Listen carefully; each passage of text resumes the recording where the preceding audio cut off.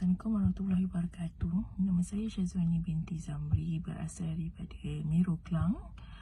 Saya telah menyertai kursus urutan tradisional pada 26 dan 27 Oktober 2024 bersama Cikgu Dia dan juga Cikgu Emma. Sebelum saya menyertai kursus ni, memang saya tiada langsung basic mengenai urutan tradisional ni. Dan setelah saya menyertai kursus ni, banyak yang saya pelajari daripada segi teori dan juga praktikal.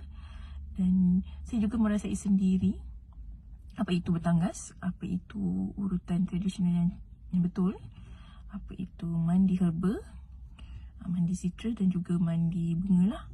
So, saya sangat berpuas hati dengan jumlah yang saya bayar. Bukan setakat datang, dengar, tengok dan balik.